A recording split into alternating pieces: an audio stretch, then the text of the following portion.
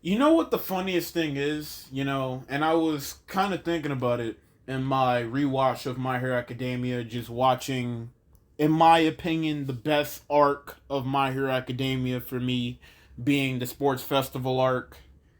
And if you want to know why, it's because there's so many, and I'm sure it's the same for future My Hero Academia arcs, but there's so many people in this arc. There's so many just up and coming heroes and teenagers in this arc that get proper shine that we don't really see in like the future arcs.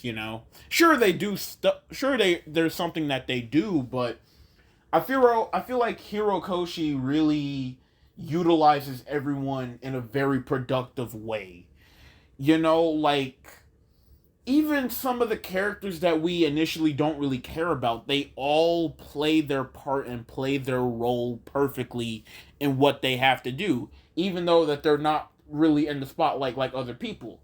And that's only like scratching the surface of why I love the sports festival arc. But I'll save that video for another day. Today we are talking about the shipping in My Hero Academia and how pointless it kind of is realistically. Now I'm not saying like shipping is like necessarily a terrible thing.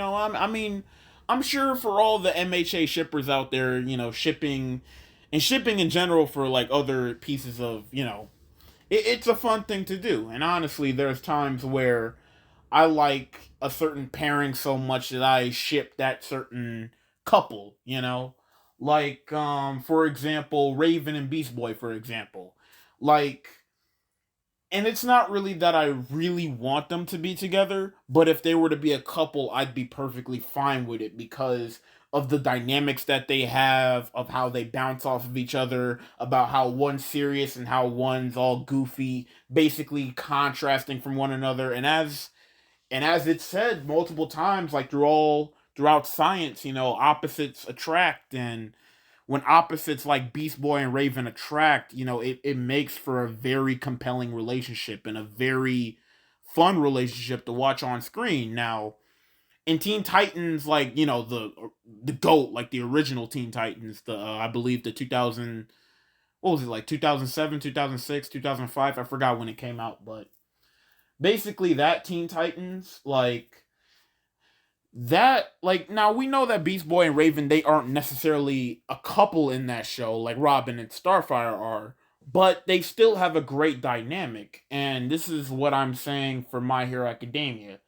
There's not a lot of ships that I kind of like in My Hero, but I can see why people ship them. For example, like Shoto and Momo and Deku and Ochako, and I guess Ida and Asui. I guess maybe I don't know. I can't really think of it. I'm not too deep in the ship lore, or Kirishima and Mina, for example. I remember some people shipping that.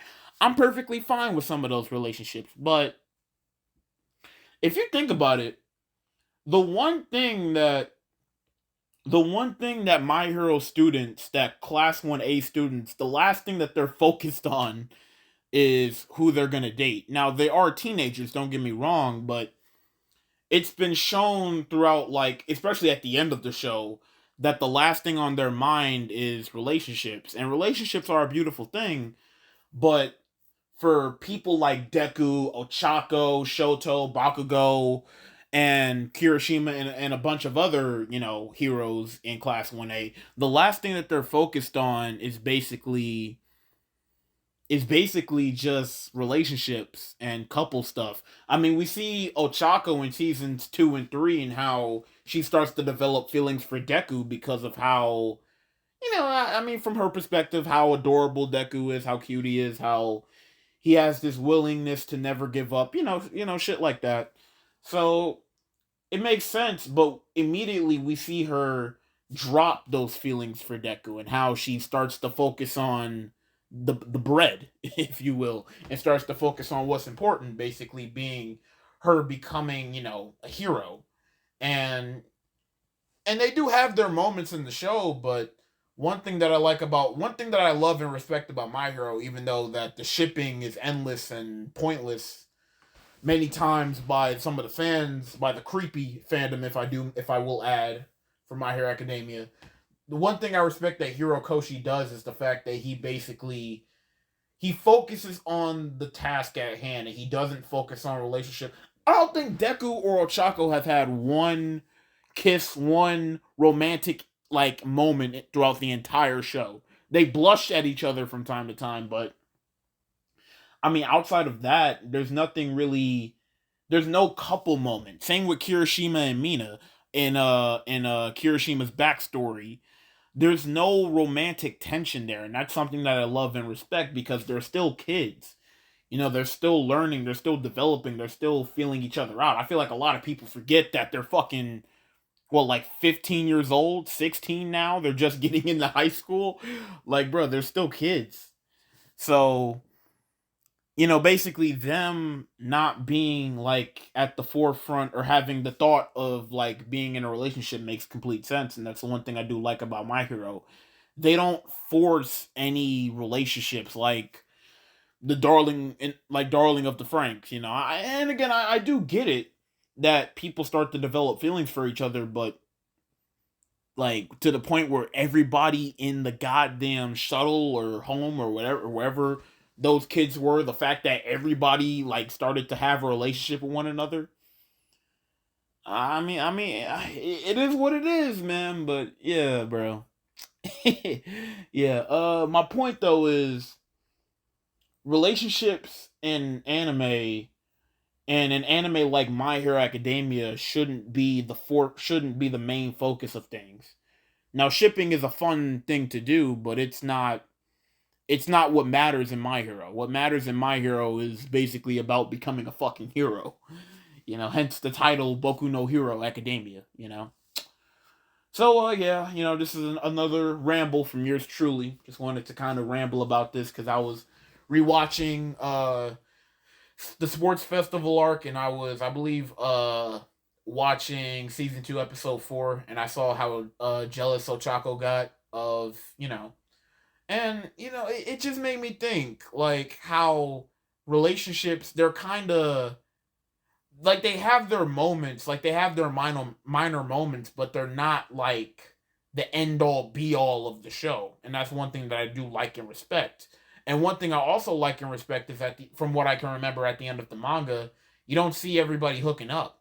Like everybody, it's an open-ended ending, and that's one of the best endings that can happen for a show. And I love how you don't see Ichiro, aka Kirishima, like I called him. I like how you don't see Ichiro and Mina hooking up. I like how you don't see Ochako and Deku, Ochako cooking in the kitchen and Deku coming back from work or some shit like that. Like, I like how it's not, I like how it's not that. I like how they're still learning and they're still adapting. And even though they went through that paranormal war shit, they're still developing as heroes and as children, and they put their hero work over everything else, which should be their focus. And that's one thing I do love and respect because realistically, as us humans, we're not going to be focused on, relationships. Like, relationships are cool and all, but they're not the end all be all. And maybe, like, once you do have a relationship and start to develop a family, that's something that will become, something essential to you. But for right now, as kids growing up, they're focusing on becoming heroes. I didn't explain that in the best of ways, I don't think, but that's the best way I can really explain it and analyze shit. But it is what it is, man. I'm just, yapping. Professional yapper over here. I gotta put that in my thumbnail, like professional yapper. I like the title of that. I just came up with that. But yeah, man. Another ramble from yours truly, and about to get some more videos out as much as I can. And yeah, that's it's about it from yours truly of the legendary KD.